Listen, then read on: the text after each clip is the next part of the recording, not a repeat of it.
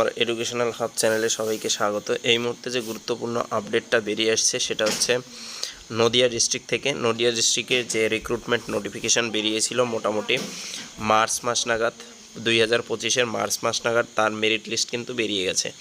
দেখো, government of West Bengal sub divisional office সদর পিও police station Krishnanagar, district হচ্ছে নদিয়া।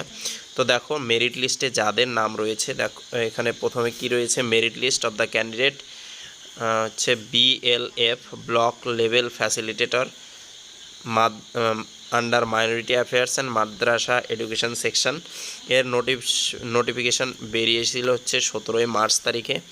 এটা কৃষ্ণনগর থেকে নোটিফিকেশানটা কিন্তু বেরিয়েছিল। দেখো পরপর এখানে সিরিয়াল নাম্বার রয়েছে মেরিট লিস্টের, তারপর দেওয়া রয়েছে প্রত্যেকের রোল নাম্বার, তারপর নাম এবং position of the merit list. Merit লিস্টের পজিশন কিন্তু পরপর দেওয়া রয়েছে।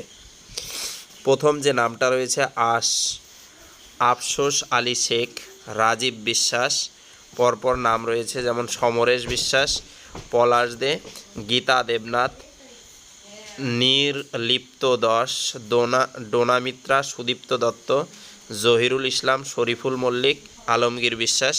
এইভাবে প্রথম যে পেজটা রয়েছে সেখানে কিন্তু 9 জনের নাম রয়েছে।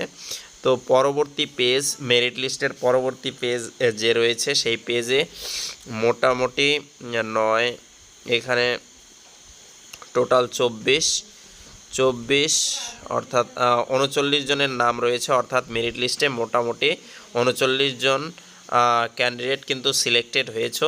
তো এই 36 জন ক্যান্ডিডেটের পরবর্তী কি পদক্ষেপ হবে সেটা পরবর্তীতে জানিয়ে দেওয়া হবে, কিন্তু এনারা কিন্তু মেরিট লিস্টে সিলেক্টেড।